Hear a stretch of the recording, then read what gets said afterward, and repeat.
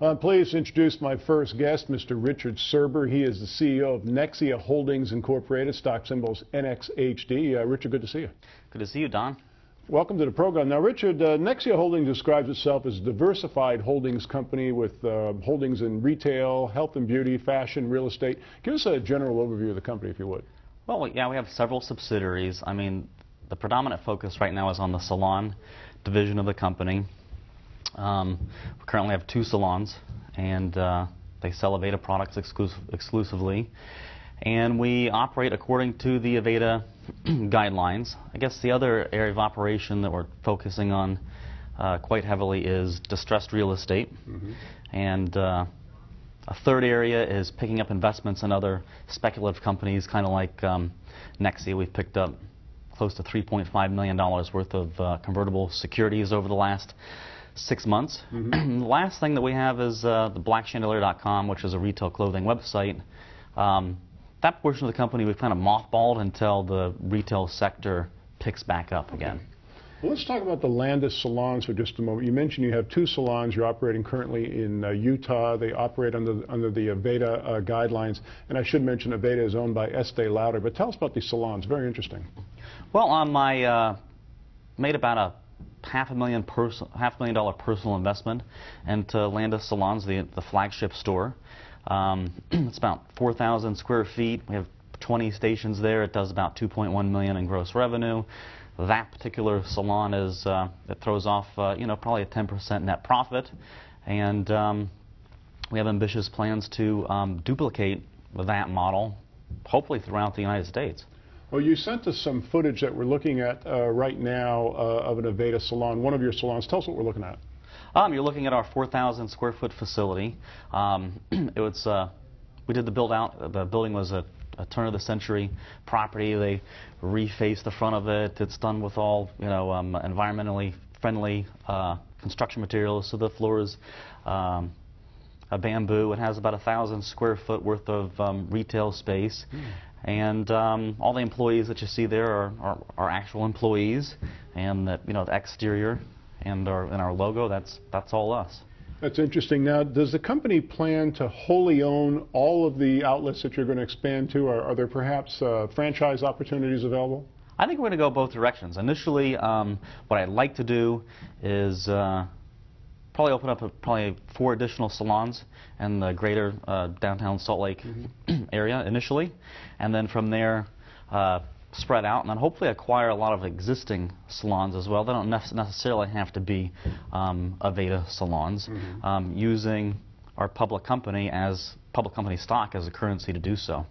That's really interesting. Once again, we're talking about Nexia Holdings Incorporated. NXHD is their stock symbol. Call our toll-free number from anywhere in the world for free information in the mail, 888-259-4449.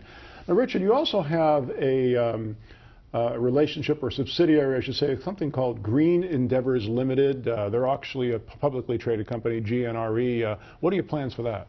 Well, I mean, that's going to be the salon division of Nexia. So all the salon operations are going to are in that particular entity. But as we expand, additional locations will go into that particular entity. And I'm mainly the guy that helps finance these things, get them off the ground.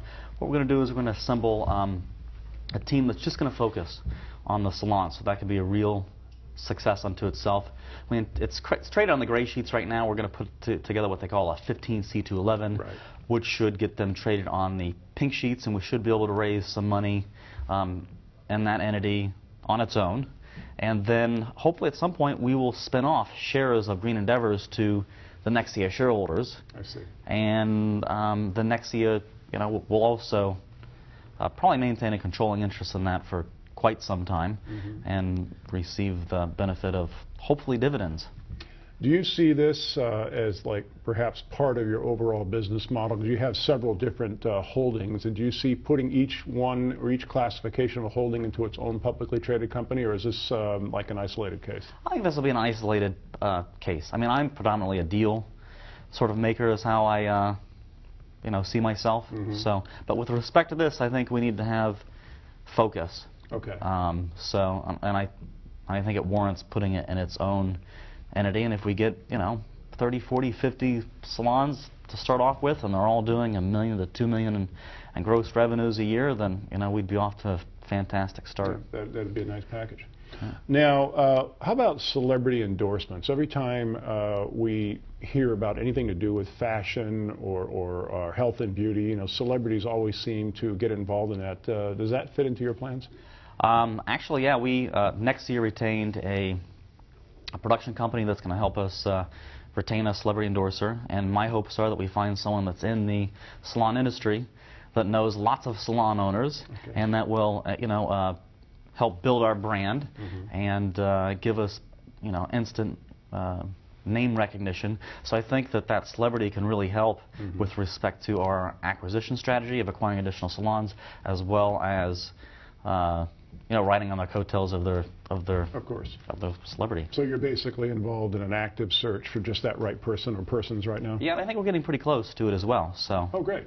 Yeah.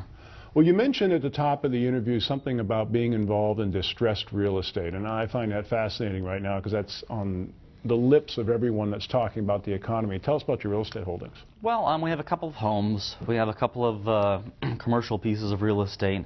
We recently acquired a small interest in operating oil and gas leases. So, I'm looking to build the real estate portfolio as well, because I think now is the time to buy. Of course.